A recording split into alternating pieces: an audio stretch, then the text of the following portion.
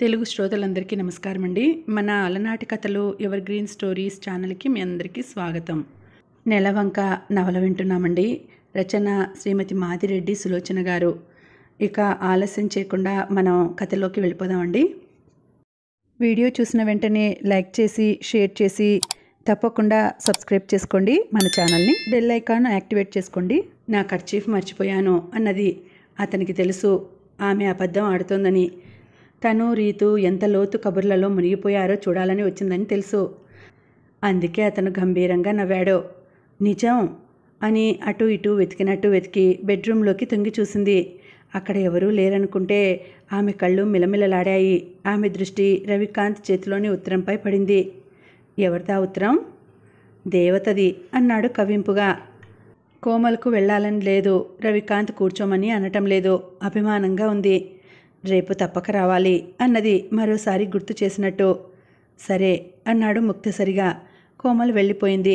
మరోసారి ఉత్తరం చదువుకున్నాడు. దాన్ని భద్రంగా తల దగ్గర కవర్లో దాచుకున్నాడు. Renu must be happy, she must be happy అనుకున్నాడు. అతనికి అసూయ లాంటిది కలగలేదు. ఒక రకమైన నిశ్చింత కలిగింది.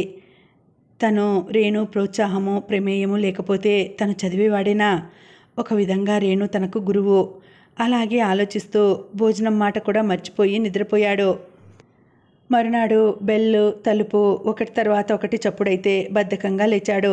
లుంగి చుట్టుకొని తలుపు తీశాడు.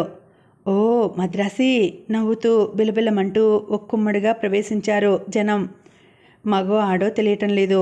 అతను తెల్లబోయి చూసే లోపల తలొక చోట కూర్చున్నారు. నిన్న చెప్పిందేమిటి? మిస్ కోమల్ అడిగింది. ఆమె మాటలు గమ్మత్తుగా ఉన్నాయి. రెండు చెంపల మీదుగా వెంట్రుకలు మడిచి కట్టింది. నాకు ఒంట్లో బాగాలేదు. ముఖం గంటు పెట్టుకున్నాడు. నిలు మిస్టర్ సొహాలి, మీరు రాకపోతే మేము అస్సలు కదలం, తెలిసిందా? ఓ కుర్రాడు శపథం చేశాడు. నా మాట కూడా కొంచెం వినండి. ఓహో, వినమంటే వినములేండి. ఒక అమ్మాయి వచ్చి చెయ్యి పట్టుకుంది. రవికాంత్కు భయం వేసింది. తను కాదంటే తనను ఎత్తుకొని తీసుకువెళ్ళేలా ఉన్నారు.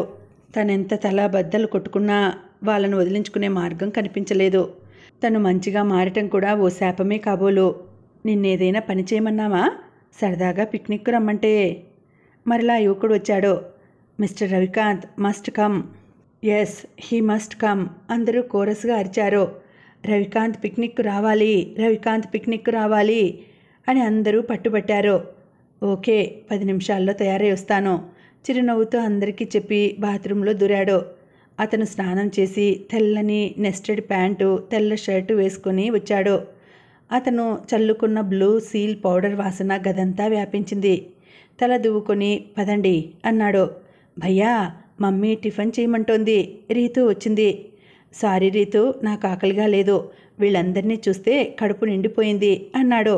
అతని వ్యంగ్యం రీతు గ్రహించింది. రీతు నవ్వి వెళ్ళిపోయింది. అందరూ లేచారు. కార్లు జీపులు నిలబడి ఉన్నాయి. అందరూ సర్దుకున్నారు.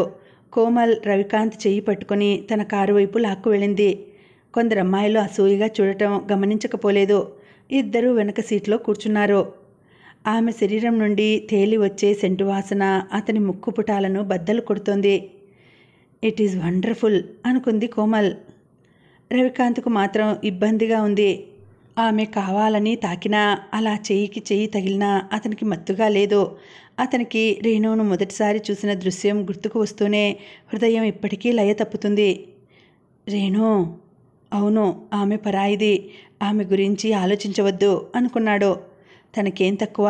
బాంబేలోని బ్యూటీస్ అంతా తనకు నీరాజనాలు అందిస్తున్నారు అనుకున్నాడు కాసేపు. ఆ తృప్తి ఎక్కువసేపు నిలవలేదు. కాటేజీకి వెళ్ళగానే అందరూ ఉపాహారం తీసుకున్నారు. అంతవరకు బాగానే ఉంది. రవికాంత్ తోట చూస్తూ నిలబడిపోయాడు. రా, రికార్డు వేశాం లాక్కుపోయింది కోమల్. అందరూ ఊగిపోతున్నారు. జంటలు జంటలుగా ట్విస్టులు, డ్యాన్సులు, షేకులు. కమాన్ రవి, మనము ముసలివారం కాము. కోమల్ ఇచ్చిన ప్రోత్సాహంతో కాసేపు గెంతాడు. అప్పుడే అలసట. ఇన్స్పిరేషన్ ఇవ్వనా? వెళ్ళి అతని బుగ్గ గట్టిగా ముద్దు పెట్టుకున్నది కోమల్. అతనొక్క నిమిషం ఉక్కిరి బిక్కిరి అయ్యాడు. బుగ్గ గట్టిగా తుడుచుకున్నాడు. కోమల్ ఒక్క నిమిషం అక్కడ నిల్చుంది. అతను వెళ్ళి బేసిన్ దగ్గర ముఖం కడుక్కొని వచ్చాడు. కర్చీఫ్తో ముఖం తుడుచుకుంటూ ఉలిక్కిపడ్డాడు. మద్రాసీ సాలా, మజా క్యా కరేగా? మద్రాసీ బావమరిదికి మజా ఏం తెలుసు అంటున్నాడు. అది సాలా అనే పదం కాస్త నీచంగా వాడతారు. అతను తిరిగి చూశాడు. సాలా అన్న వ్యక్తి తల వంచాడు. తను ఎవరినో అన్నట్లు ముఖం పెట్టాడు. రవికాంత్ నవ్వుకున్నాడు. పిరికివాళ్ళు అన్నాడు. త్రాగుడు నిషేధమైన విదేశీ సరుకు విరివిగా దిగుమతి అవుతోంది. ఉత్సాహంతో ఉరకలు వేసే యువకులకు అదో వరప్రసాదం. తన గ్యాంగ్ గుర్తుకు వచ్చింది. పూర్ కృష్ణ, జైల్లో ఉన్నావు అనుకున్నాడు. అతను భుజం తట్టిందో ఇంతి ఏమిటన్నట్టు చూశాడు. దూరంగా కూర్చున్న కోమల్ను చూపించింది. కోమల్ ఏడుస్తోంది. నువ్వు బాగా హర్ట్ చేశావు. నేనా? కోమలిని హర్ట్ చేశానా? ఆశ్చర్యంగా చూసి అటు వెళ్ళాడు. నిజంగా కోమల్ వెక్కి వెక్కి ఏడుస్తోంది. కోమల్ ఏమైంది? భుజం పట్టి కుదిపాడు. కోడె త్రాచులా కస్సుమంది. నీకు మేనర్స్ తెలియవు. నా ఫ్రెండ్స్లో ఎంత అవమానం జరిగింది. ఒక జడ పదార్థానివని కవ్వించి ముద్దు పెట్టుకుంటే బదులిచ్చావా అన్నది కళ్ళు తుడుచుకొని. ఓ మై గాడ్, అదా సంగతి. తేలికగా నవ్వేశాడు. కోమల్ అప్పటికైనా ఆలస్యం చేసిన కార్యం అమల్లో పెడతాడనుకుంది. కానీ అతను ఆమెకు దూరంగా వెళ్ళిపోయాడు. మిస్ కోమల్, నాదొక్క మాట వింటారా? ఏమిటో ఆ విలువైన మాట? నా దృష్టిలో స్త్రీలంటే మృదువుగా, ముచ్చటగా, తన పరిధిలో ఉంటే అందం, చందం. ఇలా ఎగబడితే నాకు నచ్చదు అన్నాడు సీరియస్గా. ముసలి తాత ఉక్రోషంగా వెళ్ళిపోయింది. అందరూ తాగుతూ నవ్వుతూ మాట్లాడుతున్నారు. రవికాంత్ మాత్రం పహాలీ గోడపై కూర్చొని సింహగడ చూశాడు. రేణు ఏం చేస్తోందో అని అనుకున్నాడు. ఆమెను తలుచుకుంటేనే ఒళ్ళంతా పులకాంకితమవుతుంది. మరి ఆమెను చూస్తూ దూరంగా ఉండగలడా? అందుకే ఇప్పట్లో హైదరాబాద్ వెళ్ళొద్దు అనుకున్నాడు. అన్నీ మనం అనుకున్నట్టే జరిగితే అది జీవితమే కాదు. అతను ఫ్లాటుకు తిరిగి వచ్చేసరికి తండ్రి టెలిగ్రామ్ వచ్చి ఉంది. తల్లి జారి పడిందట. కాలుకు ఫ్రాక్చర్ అయిందట. కాంతి కాంతి అని కలవరిస్తుందట. వెంటనే చౌదరి ఇంటికి వెళ్ళి పటేల్ గారికి ఫోన్ చేసి విషయం చెప్పాడు. మిస్టర్ రవికాంత్, మీరు వెళ్ళండి. ఫ్లైట్లో అయితే బాగుంటుందేమో. నేను టికెట్ బుక్ చేయిస్తాను అన్నాడు ఆదరంగా. Thank you sir, thank you అన్నాడు ఆర్ద్రమైన కంఠంతో. No mention. మీ అమ్మగారి ఆరోగ్యం త్వరగా కోలుకోవాలి అన్నాడు. అతను ఆదుర్దాగా ఇంట్లోకి వచ్చి బట్టలు ప్యాక్ చేసుకుందామని వెళ్ళాడు. అప్పటికే రీతు అన్నీ సర్దిపెట్టింది. భయ్యా, పరీక్షలు లేకపోతే నేను వచ్చేదాన్ని ఉదాసీనంగా అంది. థ్యాంక్ యూ రీతు, నేను రావటం ఆలస్యమైతే వద్దు గాని అన్నాడు ఆమె వీపు తట్టి. అతనికి రెక్కలు కట్టుకొని హైదరాబాద్లో వాల్దామని ఉంది. ప్రైవేటు నర్సింగ్ హోంలో నీరసంగా పడి ఉన్న తారమ్మకు ఎక్కడ లేని దుఃఖం వస్తోంది. అబ్బా, ఒక్కడే కొడుకా, అదృష్టవంతురాలివి అన్నారంతా. కానీ ఆ అదృష్టం ఆమెకు శాపంగా పరిణమించింది. ఒక్క ఆడపిల్ల లేని జీవితం వ్యర్థమేమో. ఆడపిల్ల హృదయంలో అమ్మ కోసం ఆర్ద్రత ఉంటుంది. అమ్మ మంచం పట్టిందంటే అక్కడే ఉంటుంది. అపురూపంగా చూసే భర్త, వేళకు అన్నీ అందించే నర్సులున్నా ఇంకా ఏదో కావాలని ఆమె కోరుతోంది. మమ్మీ. తన భ్రమ ప్రతి నిమిషం కొడుకు కోసం కలవరిస్తుంది. కొడుకు తనకు ఎన్నో మైళ్ల దూరంలో ఉన్నాడు. ఆమె కళ్ళ మీద చెయ్యి తీయలేదు. నిద్రపోతోంది డాడీ, మీరింటికి వెళ్ళండి. నేను మమ్మీ లేచాక వస్తాను. మృదువైన మాటలతో పాటు నుదుటిపై చల్లని చెయ్యి పడింది. కాంతి ఆమె విభ్రాంతిగా చూసింది. మమ్మీ అంటూ పసిపిల్లాడిలా ఆమె హృదయంలో తల దాచుకున్నాడు. రవి ఆమె కన్నీటితో కొడుకు తల నిమురుతూ ఉండిపోయింది. ఆమె మండే హృదయంపై పన్నీరు జల్లు కురిసినట్టు అయింది. బాగుంది కాంతి, పసిపిల్లాడిలా. శ్రీనివాసరావు నవ్వాడు. ఏం మీకు జలసీగా ఉందా? తారమ్మ అడిగింది. రవికాంత్ లేచి కూర్చున్నాడు. కాదు, నిశ్చింతగా ఉంది అన్నాడాయన మరో పక్కన కూర్చుని. ఏమండి, పలహారం ఇక్కడికే తెప్పించండి అన్నది తారమ్మ. వాడు స్నానం చెయ్యాలా వద్దా? ఆయన నవ్వుతూ అడిగాడు. పోన్లే డాడీ, మమ్మీతో బ్రేక్ఫాస్ట్ చేశాక స్నానం చేస్తాను. ఎన్నాళ్ళీ తపస్సు మమ్మీ అన్నాడు. మినిమం 6 వారాలు అంటున్నారు అన్నదావిడ. శ్రీనివాసరావు పలహారం తెప్పించారు. ముగ్గురు తిన్నారు. రవికాంత్ తల్లి చేతులు కడిగి తుండు అందించాడు. తల్లికి ముఖం తుడిచి బొట్టు పెట్టాడు. ఆమె వద్దు వద్దు అని వారిస్తున్నా వినకుండా ఆమె చేతులు కాళ్ళు తడి తుండుతో తుడిచి జడ అల్లాడు. నువ్వు ఆడపిల్ల లేదని బాధపడతావు, అందుకని వాడు ఆడపిల్లలా అన్ని సేవలు చేస్తున్నాడు అని శ్రీనివాసరావు నవ్వాడు. అక్కడే స్నానం చేసి తల్లితో పేకాడుతూ కూర్చున్నాడు. నేను అలా షెడ్ వరకు వెళ్ళి వస్తాను కాంతి. బ్రష్ల మ్యానుఫ్యాక్చరింగ్ మొదలుపెట్టాలని ఉంది అని శ్రీనివాసరావు వెళ్ళిపోయాడు. ఇంకా మీకెందుకు శ్రమ అని వారించబోయి ఊరుకున్నాడు. మనిషికి వ్యాపకం కావాలి, 50 సంవత్సరాలకే తండ్రి ముసలాడు కాలేదు అనుకుని నవ్వుకున్నాడు. మధ్యాహ్నం తల్లి కొడుకులు భోజనం చేశారు. ఏమోరా, ఇన్నాళ్లకు వస్తే హోటల్ భోజనం పెట్టాల్సి వచ్చింది అన్నది బాధగా. మమ్మీ, టూ మచ్గా ఆలోచించొద్దు. ఏమైంది? ఇదో వెరైటీ అన్నాడు. ఆమె నిద్రపోయింది. అతను అక్కడున్న కాట్పై పడుకున్నాడు. నిద్ర పట్టలేదు. అతనికి రేణుని, ఆమె సంసారాన్ని ఒక్కసారి చూడాలనిపించింది. రేణు సంతోషంగా ఉండాలి. అతను బట్టలు మార్చుకుని నానికి బిస్కెట్ ప్యాకెట్టు, రేణుకు స్వీట్స్ కొని ఆటో ఎక్కాడు. ఆటో దిగి రేణు ఇంట్లో అడుగు పెట్టబోయాడు. రేణు టెక్స్ట్ బుక్ వచ్చి అతని కాళ్ళ దగ్గర పడింది. వేషాలు వేస్తుంది, వేషాలు. ఎంఎస్సీ ఎంట్రన్స్ రాస్తుందట. అసలు బుద్ధి అనేది ఉందా? నీ ఆటలు తెలియవనుకోకు. మళ్ళీ ఎవడిని పట్టాలని నీ ఎత్తు? కర్ణ కఠోరంగా వినిపించాయి రామరాజు మాటలు. బావా, నా సహనాన్ని పరీక్షించకండి. మీకేం అపకారం చేశానని నన్నిలా కాల్చుకు తింటున్నారు? దినమంతా నన్నేం చేయమంటారు? రేణు కంఠం దీనంగా అసహాయంగా ఉంది. దినమంతా ఏం చేయాలో నెరజానవు. నీకు నేను చెప్పాలా? రవికాంత్తో ఊరికే తిరిగితేనే అనుమానపడుతున్నానని ఎవరిని నమ్మిస్తావే? వాడు రేపు చేయబోతే రక్షించలేదా అన్నాడు. అవును, అతనితో విచ్చలవిడిగా తిరిగాను. సంతోషంగా ఉందా అన్నది. నోర్మొయ్. ధనధన దెబ్బలు పడ్డ శబ్దం. నన్నంతలా ఆకట్టుకోవాలని తెల్లచీర మల్లెపూలతో తిరుగుతున్నావు. కడుపు వచ్చిందా? కర్కశంగా ఉన్నాయి మాటలు. రవికాంత్ పిడికిళ్ళు బిగుసుకున్నాయి. క్షమించి రేణు, సైకియాట్రిస్టును చూస్తాను. అది ఇది అంటే నిజమేనేమో, నువ్వు మారావేమో అనుకున్నాడు రవికాంత్. నువ్వు నన్ను ఎన్నైనా అను, కానీ రవికాంత్నంటే ఊరుకోను అన్నది దృఢంగా. దెబ్బలు తిన్నా సిగ్గులేదటే? ఎదురు చెప్తావా? వాడు దేవుడా? నీకు మనుషులే తెలియరు, ఇంకా దేవుళ్ళు తెలుస్తారా బావా? నానిని సీత దగ్గరుంచావు. రాత్రిళ్ళు నువ్వు బయట తిరుగుతావు. నేనేం చేయాలి అన్నది తెచ్చిపెట్టుకున్న సౌమ్యంతో. కుళ్ళి ఏడువు. ఇక నుండి నీకు డబ్బులు ఇవ్వను. దిక్కున్న చోట చెప్పుకో, వెళ్ళు అన్నాడు. వెళ్ళిపోతాలే. నీతో అనిపించుకొని వెళ్ళాలనుకుంటే సిగ్గుగా ఉంది. ఎక్కడికి వెళ్తావే? ఆ శ్రీనివాసరావుతో కులకడానికేనా? వాణ్ణి నిన్ను నరికేస్తాను. మళ్ళీ పైకి వెళ్ళాడు. బావా, ఇంకొక అడుగు ముందుకు వేసినా మర్యాద దక్కదు. అక్క భర్తవు, మాకు కష్టదశలో ఆశ్రయం ఇచ్చావని నీ మాటలు చేతలు సహించాను. కోపంతో అరిచింది. చిచి, తెగించిందానవు అని ఇంకా బూతులు తిడుతూ విసురుగా బయటికి వెళ్ళాడు రామరాజు. అక్కడే పళ్ల మధ్య కోపం బిగబట్టినట్టు నిలబడిన రవికాంత్ను చూడలేదు. తలుపు వేద్దామని వచ్చిన రేణు రవికాంత్ను చూసి స్థానవులా నిలబడిపోయింది. తను ఊహించనైనా లేదు రవికాంత్ ఇప్పట్లో ఎందుకు వచ్చినట్టు. అత్తయ్య తనతో పటేల్ ప్రస్తావన తెచ్చింది. వాళ్లకు కూతురుందట, వీడంటే పడి చేస్తుందట, వీడేమో ఫోజులు కొడుతున్నాడు అన్నది. అందుకే అతనికి తన పట్ల విరక్తి కలగాలని తనెంతో సుఖపడుతున్నట్టు రాసింది. రా రవి, రా అన్నది తేరుకుని. భుజం నిండా పమిట కప్పుకున్నది.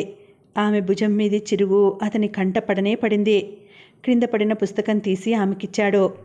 ఆమె స్టూలు దులిపి ముందుకు జరిపింది. అతను క్రింద పెదవి కొరుకుతూ నిల్చున్నాడు. ఏమిటి రవి, అలా మౌనంగా ఉన్నావు? ఎప్పుడొచ్చావు అన్నది బలవంతంగా నవ్వుతూ. రేణు, రెండో భార్యగా నువ్వు పొందుతున్న సుఖం చూసి నా నోట మాట రావటం లేదు అన్నాడు. అతని గంభీరమైన గొంతులో జీర ధ్వనించింది. రవి, రవి, నన్ను మన్నించు అన్నది తల వంచుకుని. అతను స్వీట్ ప్యాకెట్, బిస్కెట్ పొట్లం ఇచ్చాడు. మౌనంగా అందుకుంది. రవి, అబద్ధాలు ఆడాలని కాదు, నన్ను అర్థం చేసుకో అన్నది మెల్లగా. అయినో అన్నాడు స్టూల్పై కూర్చుని. అమ్మా రేణు, ఆ లక్ష్మి గంటసేపు కూర్చున్నాక చావు కబురు చల్లగా చెప్పిందే పాలు లేవని. నాలుక పిడిచకట్టుకుపోతోంది. కాసిని డికాషన్ నీళ్ళన్నా పొయ్యవే అమ్మా అంటూ కనకమ్మ వచ్చింది. అమ్మా వారించబోయింది. ఆమె కళ్ళకు చెయ్యి అడ్డం పెట్టుకుని రవికాంత్ను చూసింది.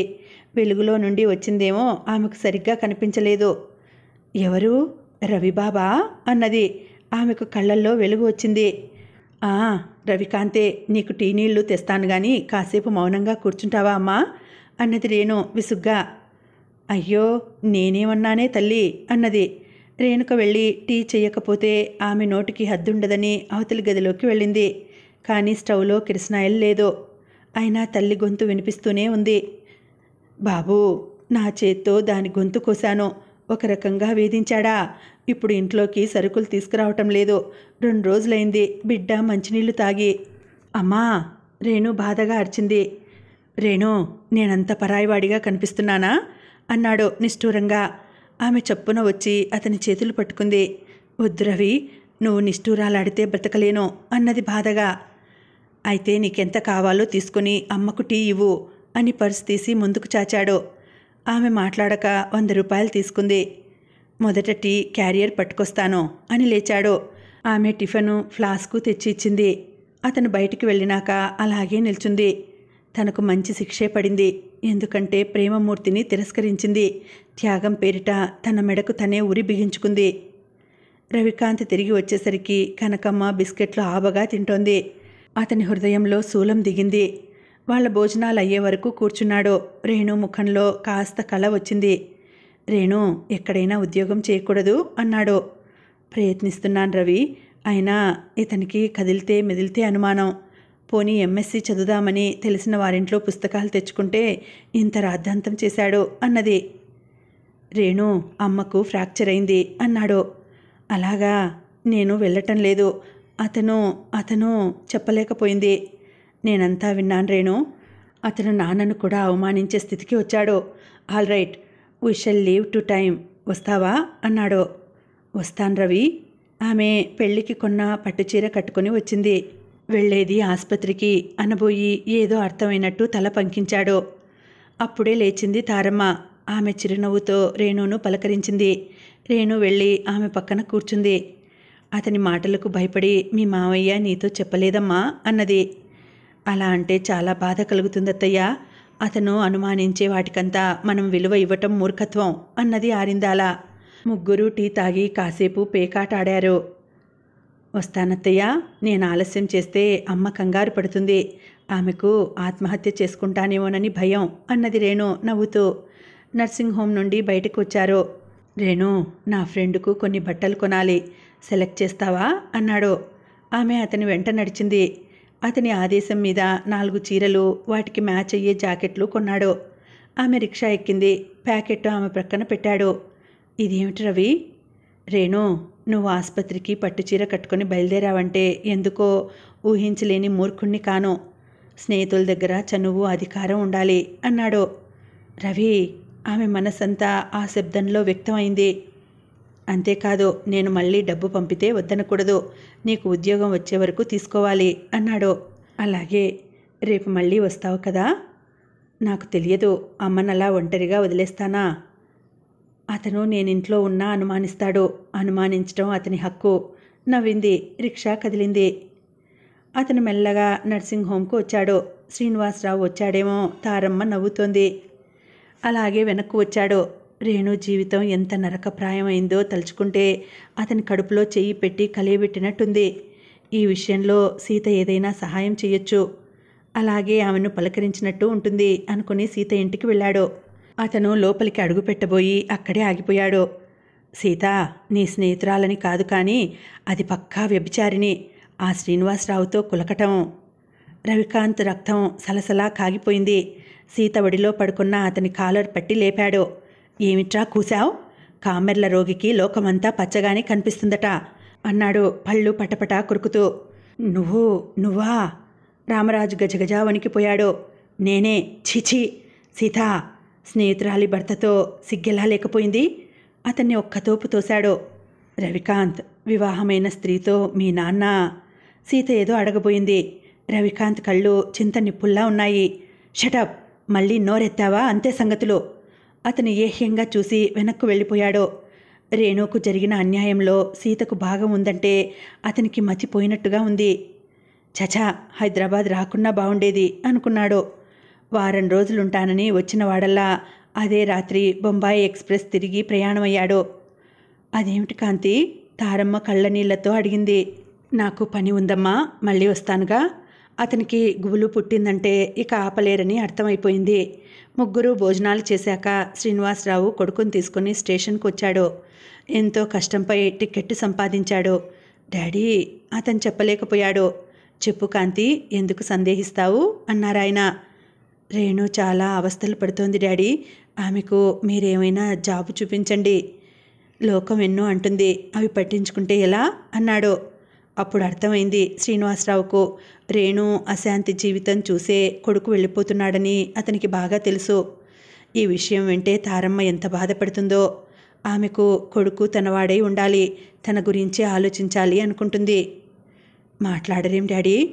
ఓకే, సహాయం చేయటానికి ప్రయత్నిస్తాను అన్నాడు. అప్పుడే పెద్ద శబ్దం చేసుకుంటూ ప్లాట్ఫారం పైకి బండి వచ్చింది. ఒక్కసారి జనంలో చలనం వచ్చినట్టు అయింది. తండ్రి కొడుకులు కోచ్ వెతుకుతూ ముందుకు నడిచారు. రవికాంత్ తండ్రి ఉత్తరం చదువుకొని చాలా సంతోషించాడు. తల్లికి రేణు కూతుర్లేని లోటు తీర్చిందట. ఆమెను ఇంటికి తీసుకువచ్చారట, ఫిజియోథెరపీ ఇస్తున్నారట అని 10 సార్లు చదువుకున్నాడు. మర్నాడు ఉత్సాహంగా ఆఫీస్కు వెళ్ళాడు. అతను స్కూటర్ దిగేసరికి స్టాఫ్ అంతా స్వాగతం పలుకుతున్నట్టు పూలదండలు పట్టుకుని నిల్చున్నారు. అతను ఆశ్చర్యంగా చూశాడు. ఎవరైనా విఐపీలు వస్తున్నారేమో అనుకుని స్కూటర్ స్టాండ్ వేశాడు. వరండా మెట్లు ఎక్కగానే పటేల్ చిరునవ్వుతో ముందుకు వచ్చి నిలువెత్తు లిల్లీ పూలమాల వేశాడు. అందరూ చప్పట్లు కొట్టారు.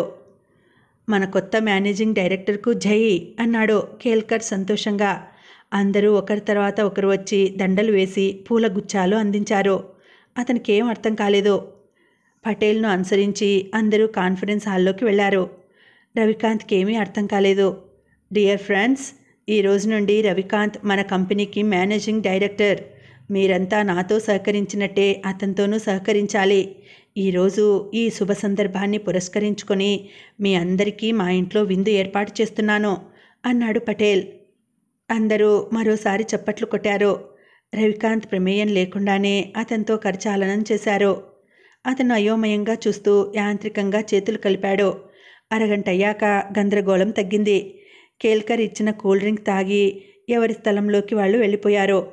కేల్కర్ వచ్చి పూలు దండలు తీశాడు. ఒక్క మాట నాతో అనలేదేం సార్? రవికాంత్ అడిగాడు. నీకు సర్ప్రైజ్ ఇద్దామని అతను నవ్వాడు. అతను రవిని తన గదిలోకి తీసుకువెళ్ళి ఒక స్పోర్ట్స్ కారు తాళం చెవులు ఇచ్చాడు. అతను ఆ తాళం చెవులు తీసుకోలేదు. నో సార్, నాకు స్కూటర్ చాలు.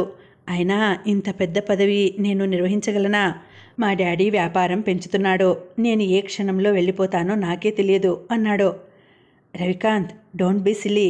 కోట్లపై నడిచే కంపెనీ ఇది. 4 రోజులు చేసి చూడు, నీకే థ్రిల్లింగ్గా ఉంటుంది. అంతగా అవసరం అనుకుంటే మమ్మీ డాడీనే పిలిపించుదాం అన్నాడు. రవికాంత్ కీస్ తీసుకొని తన గదిలోకి వచ్చాడు. అతను ఆలోచిస్తూ కూర్చుండిపోయాడు. 12 గంటలకు పటేల్ వచ్చాడు. అబ్బాయ్, నువ్వు ఇంకా ఇక్కడే ఉన్నావా? రైడ్కు వెళ్ళారనుకున్నాను. లంచ్ టైం అయింది పదా అన్నాడు. మిగతా వారు వ్యాన్లో, పటేల్ రవికాంత్ కారులో వెళ్లారు. వాళ్ళ ఇంటి గుమ్మంలో కోమల్ నిలువెత్తు గులాబీ దండ అతని మెడలో వేసింది.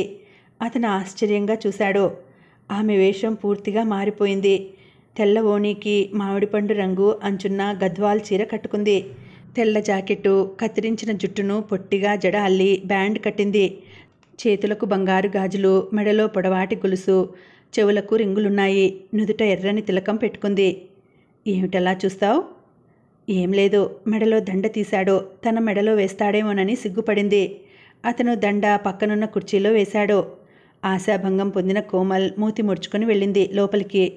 మిసెస్ పటేల్ వచ్చి హారతిచ్చింది. రకరకాల గుజరాతీ వంటకాలతో భోజనాలు ముగిశాయి. శ్రీఖండ్, బాసుంది, పూరి, డోక్లా, కడీ, లుప్సీ అంటూ రకరకాలు వడ్డించారు. రవికాంత్కు ఆ వాతావరణమే కృత్రిమంగా అనిపించింది. అందుకే పప్పుతో అన్నం మాత్రం తిన్నాడు. అందరూ లేచారు. రవి, మనం తర్వాత వెళ్దాం అన్నాడు పటేల్. స్టాఫ్ వెళ్ళిపోయాక సుగంధ ద్రవ్యాలతో కలిపిన తమలపాకులు తెచ్చింది కోమల్. నాకు అలవాట్లేదు అన్నాడు మృదువుగా. కాసేపు విశ్రాంతి తీసుకో రవి అన్నాడు పటేల్ ఆవలిస్తూ. అక్కర్లేదండి, నేను వెళ్ళిపోవాలి అన్నాడు లేచి. మీరు ఊరుకోండి డాడీ, కొత్త రికార్డులు వచ్చాయి, విందూరా లాక్కుపోయింది కోమల్. ఆమె గది అలంకరణ చూస్తే మామూలు మనుషులకు మతిపోతుంది. ఏయ్ ఓల్డ్ గాయ్, నా డ్రెస్ ఎలా ఉంది? ఏం బాగాలేదు. ఆమె ముఖం రోషంతో ఎర్రబారింది. నీకు కళ్ళు లేవు. థ్యాంక్స్ ఫర్ ది కాంప్లిమెంట్ అన్నాడు. ఆమె కోపంగా రికార్డ్స్ వేసింది. విన్నారు. 3 గంటలకు టీ వచ్చింది. పటేల్ భార్య స్వీట్స్ తీసుకుని వచ్చింది. రవి, ముహూర్తం ఎప్పుడు పెట్టించమన్నావు అన్నది ఆప్యాయంగా. దేనికండి? బాగుంది నాయన, నీకు కోమల్కు పెళ్లి చేయడానికి ముహూర్తం అంటున్నాను. పోనీ మీ అమ్మా నాన్నను పిలిపించు అన్నది. కోమల్ మెల్లగా జారుకుంది. నాకు ఇప్పుడప్పుడే వివాహం చేసుకోవాలని లేదండి అన్నాడు. ఈ మర్యాదలన్నీ అందుకేనా అనుకొని, మిస్టర్ రవి, నీకు తొందర లేకపోయినా నీవు చేసిన తొందరపాటు పని ముహూర్తం పెట్టించమంటుంది అన్నాడు బెల్ట్ సవరించుకుంటూ అక్కడికి వచ్చిన పటేల్. అర్థం కానట్టు చూశాడు రవికాంత్. కోమల్కు 3వ మాసం తెలుసా అన్నాడు అతను ఈసారి కాస్త చురుకుగా. అయితే ఆమె ఎవరితో తిరిగిందో అతనికిచ్చి వివాహం చేయండి అని విసురుగా లేచాడు రవికాంత్. మిస్టర్ రవి, స్పృహలో ఉండే అంటున్నావా ఆ మాట? అదే మాట మిమ్మల్ని అడగాలనుకుంటున్నాను. మీ కోమల్ బాయ్ ఫ్రెండ్ ఎవరో కనుక్కోండి అని విసురుగా బయటకు వచ్చాడు. ఆగో, పటేల్ చాలా కరుకుగా ఆజ్ఞాపించాడు. ఎస్, అతను ఆగి అంతే దర్పంగా అడిగాడు. What do you mean? మా కోమల్ అబద్ధం చెప్తుందా? విచ్చలవిడిగా తిరిగిన యువతి అబద్ధం చెప్తుంది, అన్యాయం ఆరోపిస్తుంది అన్నాడు అంతకంటే రెట్టింపు కోపంగా. నన్ను ఎదిరించి బ్రతుకుదామనే ఒక్క అడుగు ముందుకు వేశాడు పటేల్. మహారాజులా బ్రతుకుదామని. మిస్టర్ పటేల్, బెదిరింపులతో చేసిన వివాహాలుండవు, ఎప్పుడో మోసపోతారు. నా మాట విని మీ ముద్దుల కూతుర్ని అడిగి అతని పేరు కనుక్కొని ఇచ్చి చేయండి. వస్తాను. రవికాంత్ చరచరా వచ్చేశాడు. అతను బయటికి వచ్చాక ప్యాంటు జేబులోకి చేతులు పోనిచ్చి కార్ కీస్ తీసి ఇంట్లో కార్పెట్టుపైకి గిరాటు వేశాడు. థ్యాంక్స్, వస్తాను అని ఖాళీ ట్యాక్సీని పిలిచి ఎక్కేశాడు. అతనికి అసహనంగా ఉంది. జర్ హర్కే జర్ బచ్కే బొంబాయి మేరే జాన్ అన్న పాట గుర్తుకు వచ్చింది.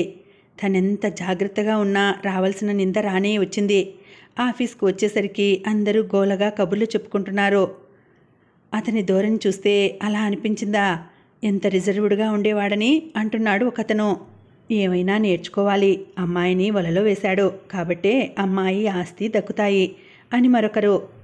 రవికాంత్ వేయడం ఏంటి, ఆ అమ్మాయే వేసి ఉంటుంది, చాలా ఫాస్ట్ అని ఇంకొకరు అంటున్నారు.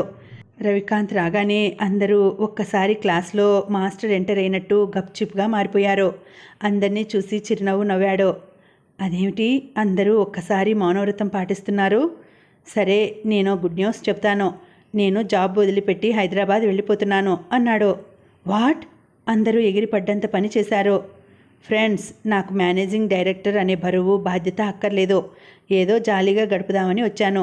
మీ అందరి అభిమానానికి కృతజ్ఞతలు అంటూ తనకు సంబంధించిన సామాన్లు తీసుకుని అక్కడ పటేల్కు ముఖ్యుడైన మోతీవాలాకి ఛార్జ్ ఇచ్చేశాడు.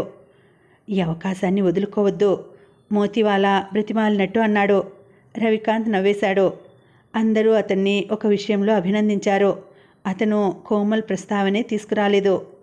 అతను స్కూటర్ తీసుకొని ఇంటికి వచ్చేశాడు. సాయంత్రం వరకు అశాంతిగా ఆరాటంగా గడిపాడు. చౌదరికి జరిగిందంతా చెప్పాక అతని మనసు తేలికపడింది. చౌదరి అభినందించాడు. మంచి పనే చేశావు రవి, డోంట్ వరీ. ఇందాకే సమర్థుడైన వ్యక్తి కావాలని బర్మా షెల్ మేనేజర్ అడిగాడు. అక్కడ చేరిపో అన్నాడు. నాకు ఇంటికి వెళ్ళిపోదామని ఉన్నది అంకుల్ అన్నాడు. చూడు, 3 నెలలు చెయ్యి, అప్పుడు కూడా నచ్చకపోతే మానేద్దువు గాని అన్నాడు భుజం తట్టి.